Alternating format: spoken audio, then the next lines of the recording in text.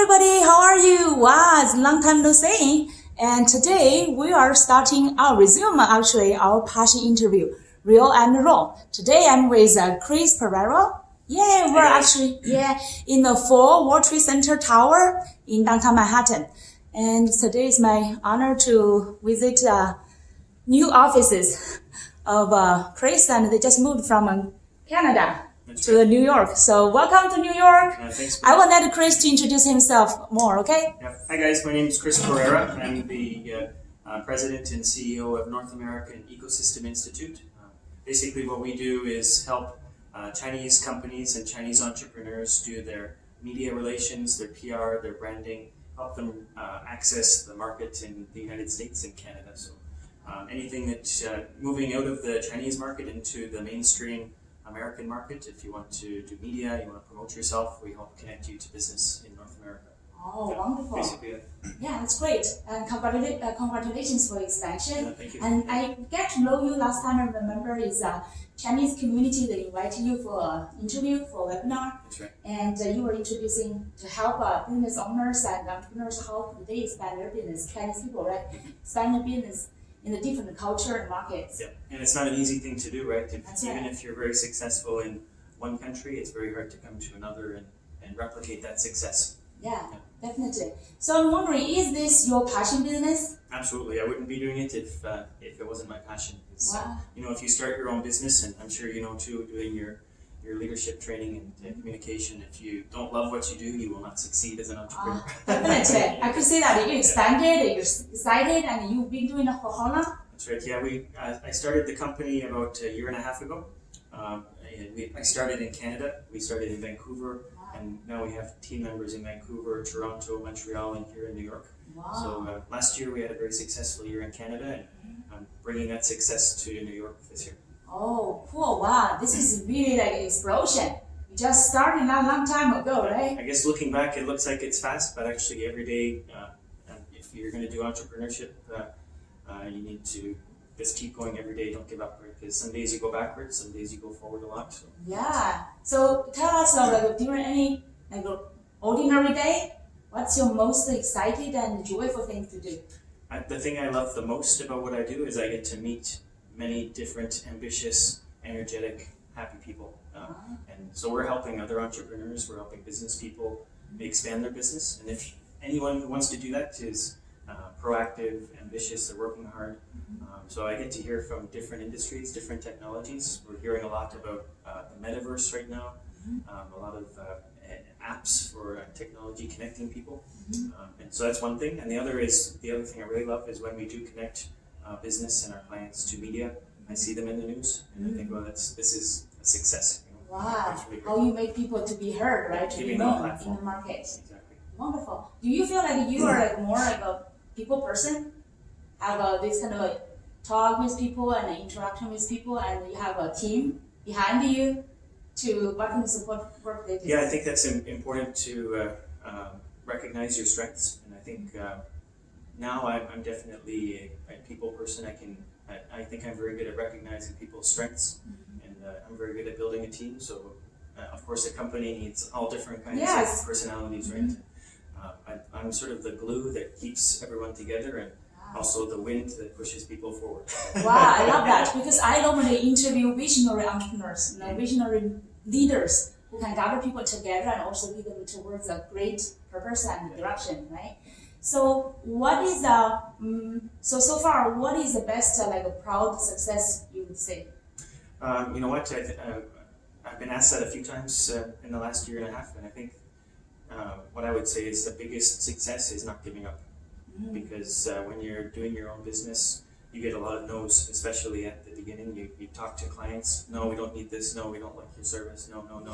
There's so many ways. Every time you get a no, you don't give up, you keep going, you have the next meeting. That's the most successful part of a business. It's not when you sign a contract, it's not when you are on the stage getting an award, that's not the success. Not measured by the money, right? The revenue, even though I know that's super important. Of course, those are all successes, but the most important thing is you wake up in the morning, you get up again, and you try again. Wow, that's great. I think that's the best meaningful thing through the entrepreneurship. it's not just like the success not measured by just money or even the team or the present, the expansion to different countries, but it's really how you become, the person you become, right? Yeah, perseverance and pushing for the breakthrough. That's wonderful. So what kind of customers do you think are the best fit customers or ideal customers for you? So there's 2 or 3 types of clients that usually will work with us. So first of all, they're probably a Chinese enterprise wanting to, because my background, I lived in China for 15 years. Yeah, 15 years. I went to Hong Kong University of Science and Technology for my MBA. So my career is really as a bridge between the United States and Canada and China. That's great. So my clients are Chinese businesses that want to enter the US market. And what kind of company wants to work with us? Usually there's 2 or 3 types. One is they want to look for investment. So getting in the media, talking about your business is a great way to attract attention. Yeah. And the people that want to invest in companies want to see you are active and getting promoted in the media, right? That's one. Another type of company would be maybe a tech company, a startup, or an established company that wants more clients, wants more customers, and they want local customers. So if you go in the news in the United States, or we do social media, promote you in the market, we can help attract more customers. People see you in the news, oh, I should try that product, or I should download that app. So we can help with that also. Okay, great. What's the major, I'm curious, what is the major medias you promote them? Social media or like formal PR? Yeah, there's two types. One is, of course, traditional media or mainstream media. So in the United States, you can think of like CNBC, Yahoo, Bloomberg, etc. There's literally hundreds of media in the US that you can connect to. It depends what your business is, what you do. Are you in sports? Are you in fashion? Are you in finance? Each of those we can help identify the best media to connect to. So that's mainstream media. And the other side is social media. We can help connect to KOLs, influencers in the market. And we also do content and business connection also. Wow, that's quite impressive actually, because you just come to the US and you already collect all those like important partners, right, on these platforms. I guess my background, I've worked in technology and PR for many years, so my previous work was also doing US and Canadian media relations. Oh, wonderful. So you've already accumulated all these resources, right? My background. Okay, that's perfect, right? So everything's it's like all our journey is not wasted. What you experienced before preparing for today. Absolutely, and that's I think that's a big lesson for everyone is you never know how your past experience will help you in the future. Right? Yeah. And by the way, because I know China is now a popular market as well. And of course, there's so many business from China, they want to go to global. Yep. But are you helping some companies from the US, for example, or Canada to go to China? Yeah, we do the opposite too. Like everything I just mentioned about the United States, we can do for China also. Yes, that's what I mean. Yeah. Wow. Right now, because COVID and many other reasons, it's China is like close, right? But once China opens up, there'll be more opportunities there too. Yeah, definitely. This is a preparation time again, right? Exactly. Okay, cool. So, what is the biggest challenging for you? I think that the challenge changes over time. So if you ask me when I first started my business, what's the biggest challenge? My biggest challenge then was I have no clients. That's right. So how did you, by the way, how did you start to get clients? Can you still remember your first client? How did you get it? Of course, it took us 4 months to get our first client. That's fast already. Yeah, it's good, but before you get your first client, 4 months, if you think every day, thinking, okay, we have no clients, we're losing money. Yeah, but were you renting a place like this? Not back in Canada. Yeah, okay, that's good. Otherwise, it's more stress, but there was right? cost, because you have a team, right? Yeah. With what we do, the biggest cost is people. Yes, that's right. The office is actually a small cost compared to That's right. And people can work at home actually. Exactly. So the challenge when I first started was, hey, how do we get clients? And then after we signed a client, the biggest challenge was, oh, crap, we have clients. What do we do? So how do you serve the client? Yeah. But I'm curious, how did you get your first client? What's the breakthrough?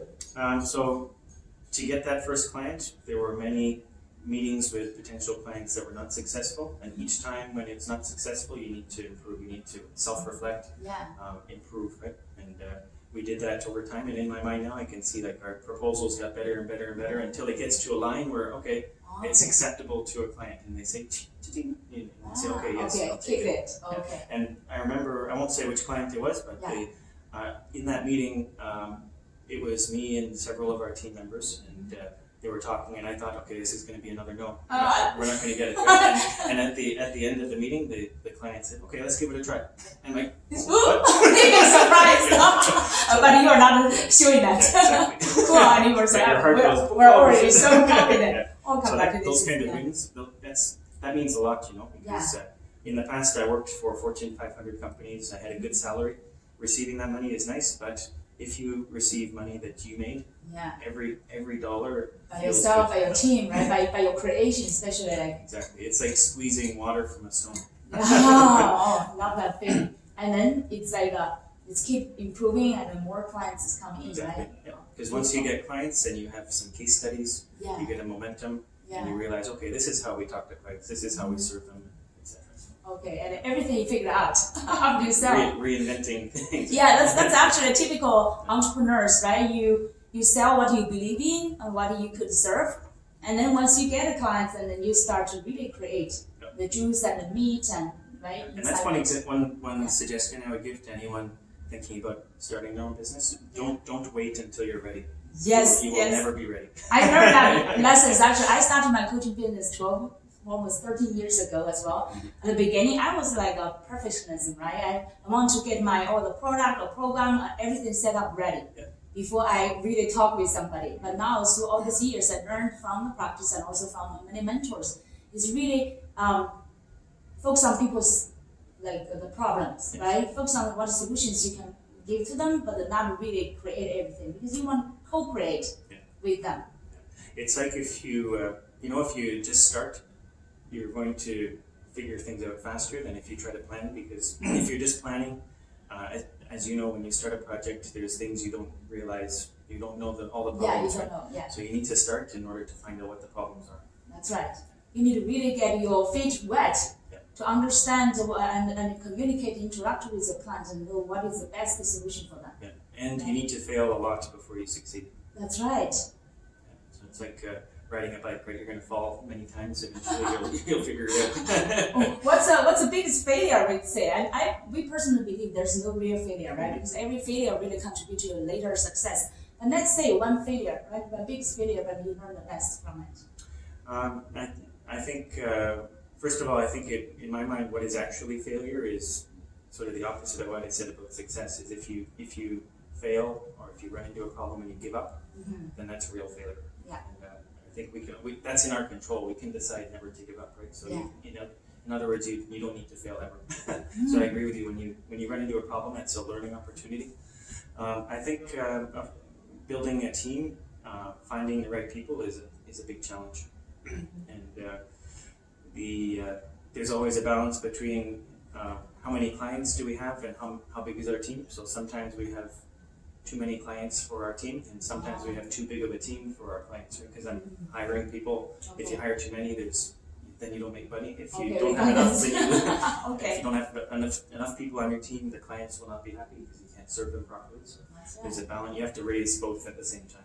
That's a great, actually, it's really great leadership learning, right, from the practice. It feels like you're juggling all the time. Right? Yeah. So what's the best lesson you learned as a leader now, right? Managing a team. Yeah, okay, how big is your team now? We have almost 20 people on our team. Wow. Yeah. There's 15 full-time people, and then several shareholders, core team members.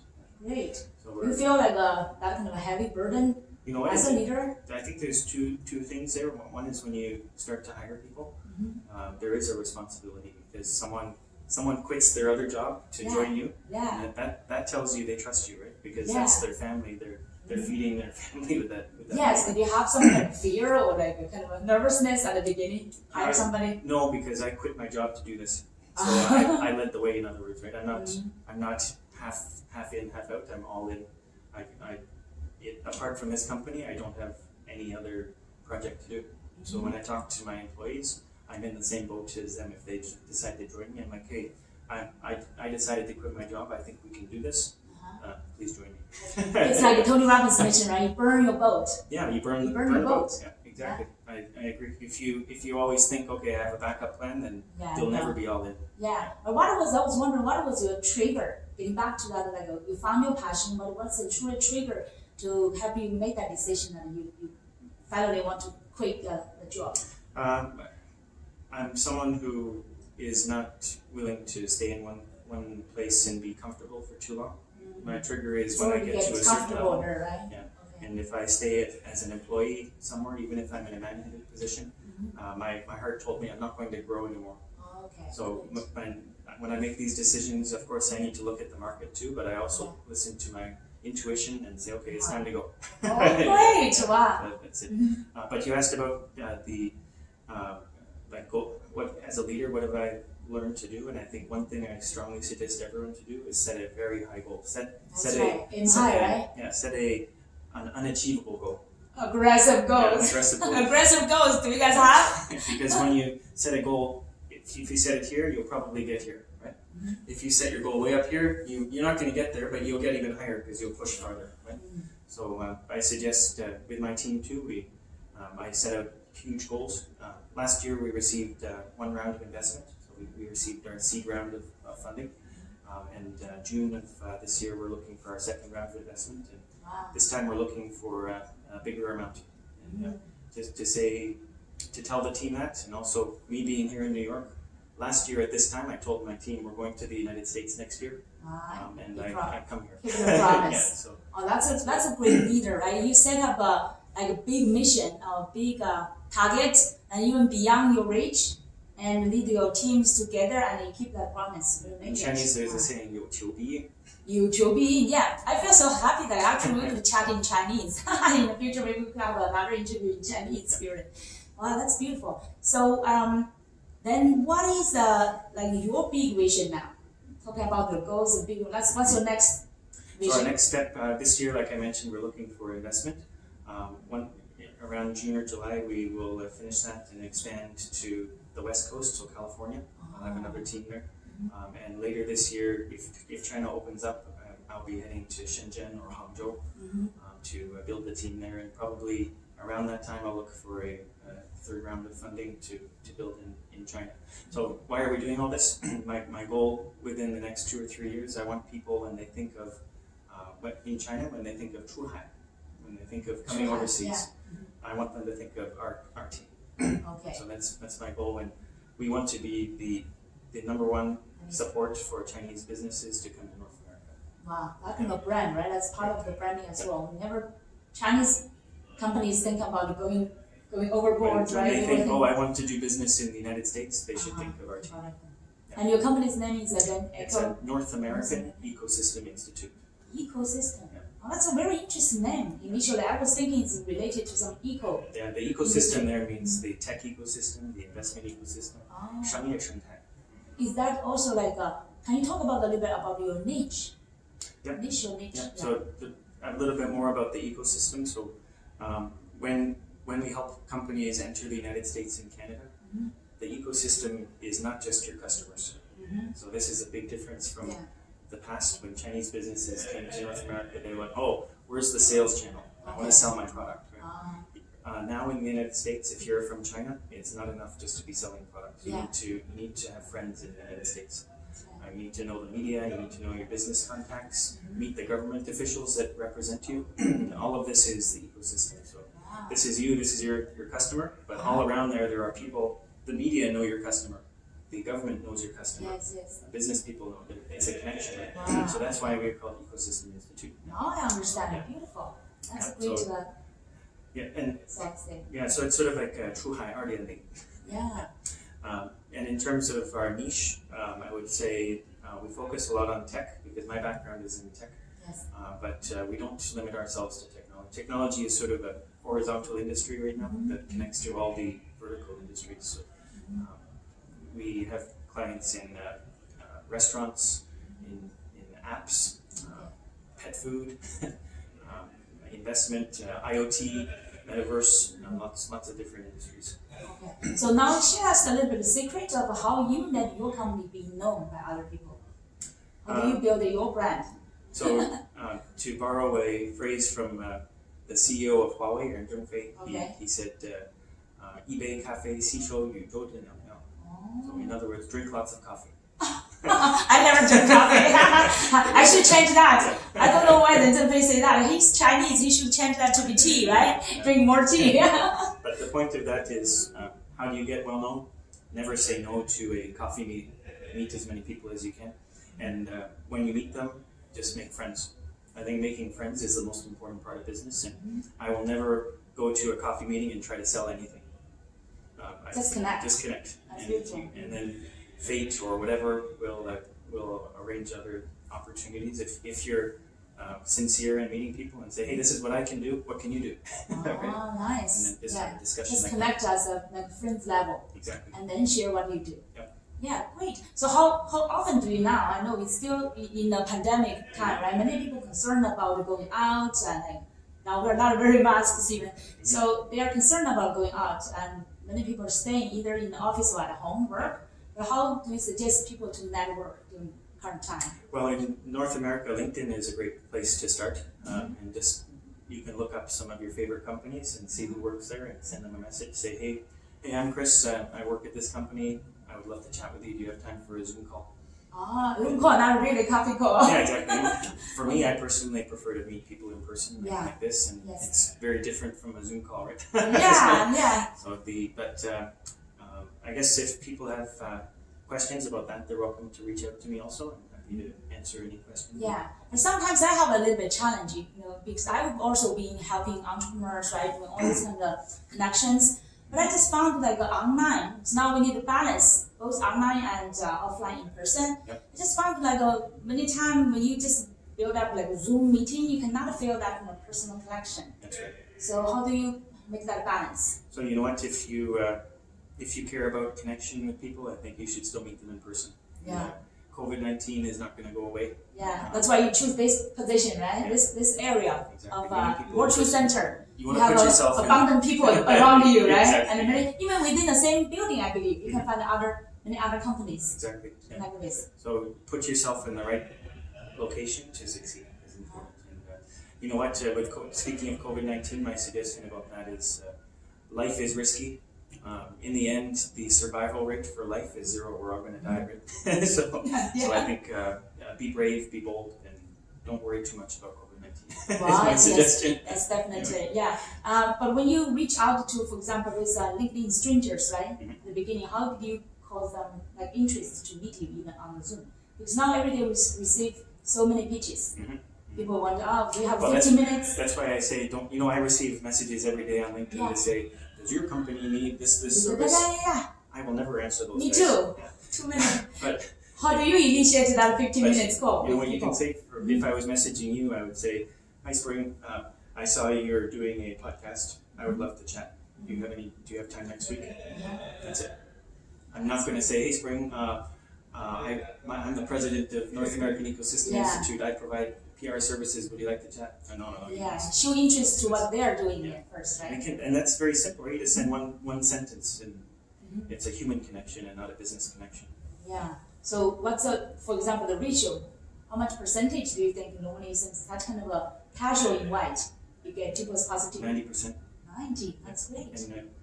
And it depends if they're using LinkedIn or not. So maybe they're not looking at their box.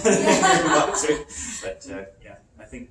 And also, not just LinkedIn, once you start to meet people, you can use your network. So maybe I could say to you, Spring, hey, do you know anyone else you could introduce me to? Do you suggest, just as a friend, anyone else in my industry or media?